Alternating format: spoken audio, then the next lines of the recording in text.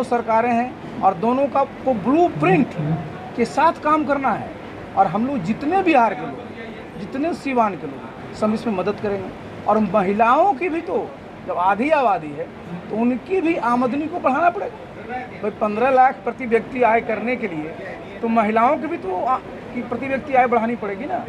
तो ये बहुत बड़ा अवसर है हम लोग के लिए। और बिहार में जान लेते हैं, बिहार से अच्छी उपजाऊ शायद ही कहीं है ज़मीन।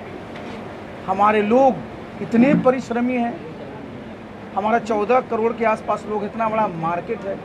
हम लोगों को कमी रहती है सिर्फ जिसको कहते हैं पूंजी की, कैपिटल की। क्योंकि आगे जब आमदनी बढ़ेगी कैसे बढ़ेगी? शहरीकरण बढ़ाना पड़ेगा, औद्योगिकरण बढ़ाना पड़ेगा, नए नए उद्योग धंधे लगाने पड़ेंगे, तभी ना लोगों की आमदनी बढ़ेगी। और इसके लिए ज़रूरी क्या है? ज़रूरी है कि ज़्यादा से ज़्यादा निवेश, इन्वेस्टमेंट निजी क्षेत्र में आए। क्योंकि सरकारी क्षेत्र में तो संभव नहीं है ना इतने लोगों को रोज़गार दे पाना। तो ये जो हमारी महिलाएं हैं, जब इनको प्रशिक्षित करिएगा, जब इनको हुनर दीजिएगा, निश्चित रूप से इनका भी जो काम करने का जो अनुभव रहेगा उसका लाभ इनको तो मिलेगा ही, साथ ही साथ समाज को मिलेगा और हमारे प्रदेश को मिलेगा, और हमारे प्रदेश को मिलेगा तो देश को भी मिलेगा। और ये विकसित भारत जो 2047 तक बनना है, उसमें अगर आप देखिएगा उसका जो एक तैयार हुआ है खाका, तो विकसित भारत तो तभी बनेगा ना जो विकसित गांव बनेगा। तो प्रति गांव को अगर जब विकसित करना है तो सबसे बड़ी चुनौती क्या होगी कि गांव से गरीबी को समाप्त करना।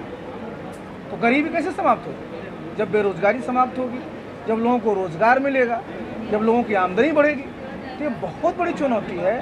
और यहाँ जो अनीता जी ने ये काम किया है कि भाई महिलाओं को उनका स्वावलंबन करने के लिए, उनको आत्मनिर्भर बनाने के लिए ये छोटे मोटे काम से शुरू किया है। देखिए, एक बार जब हमारी महिलाएं कामकाजी हो जाएंगी, पैसा को हैंडल करने लगेगी, बैंक आने जाने लगेगी, तो वो भी समझ लेगी कि भाई कैसे जो है अधिक से अधिक आय बढ़ाई जाए, कैसे कैसे संपत्ति अर्जित की जाए, जिससे कि अपना एवं बच्चों का भविष्य उज्जवल हो।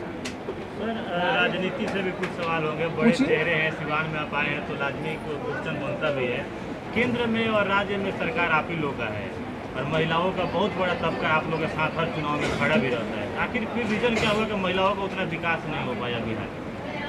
देखिए, ये आप नहीं कह सकते कि महिलाओं का विकास नहीं है।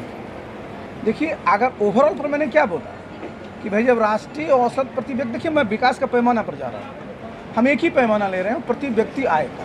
तो जब राष्ट्रीय स्तर पर 1,82,000 है और हमारा सिर्फ 54,000 है, तो ओवरऑल हम पीछे हैं। तो समझिए ना, तो महिलाएं तो हैं ही, मतलब ओवरऑल।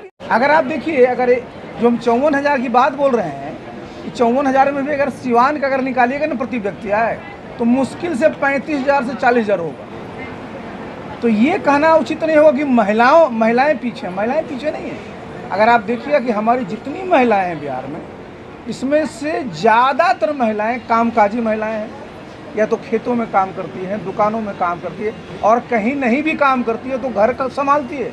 घर का काम साधारण काम है। घर का भी काम अगर जोड़िएगा, उसको भी मोनेटाइज करिएगा। अब खाना बनाइएगा, अगर आप किसी कुक को रखिएगा कितना पैसा लगेगा? आपको बर्तन को देखना है, घर साफ करना है, किसी को भी रखिएगा मैनेजर को कितना लगेगा? ये कौन कर रहा है? ये हमारी महिलाएं ही कर रही है। तो वो भी अपने हिसाब से, जो दिखता नहीं है, ये छिपा हुआ हिडन है, तो वो भी जो है अपने लिए और परिवार के लिए और समाज के लिए इस प्रकार से जो है इनकम पैदा कर रही है, जो दिखता भी नहीं है। तो महिलाओं को आगे लाने के लिए कोई ब्लूप्रिंट तैयार आप लोग किए होंगे? देखिए, महिलाओं को आगे लाने के लिए तो इतना अच्छा ब्लूप्रिंट है। आज आप देख लीजिए कि भाई पहले क्या होता था कि महिलाएं सिर्फ और सिर्फ घर में रहती थी। आज जो देखिए 50% जो सीटें हैं वो आरक्षित हैं। पंचायती राज जितने हमारी संस्थाएं हैं, जितना हमारे नगर के क्षेत्र हैं। और आपको पता है कि ये अंतिम लोकसभा था। अगली लोकसभा जब चुनाव होगा 2029 में, तो 1/3 महिलाएं सांसद बनेंगी। 2025 में जो बिहार में विधानसभा का चुनाव होगा, ये भी अंतिम चुनाव होगा। जब 2030 में जब विधानसभा का चुनाव होगा, तो यहाँ भी 1/3 महिलाएं विधानसभा में जीत करके जाएंगी।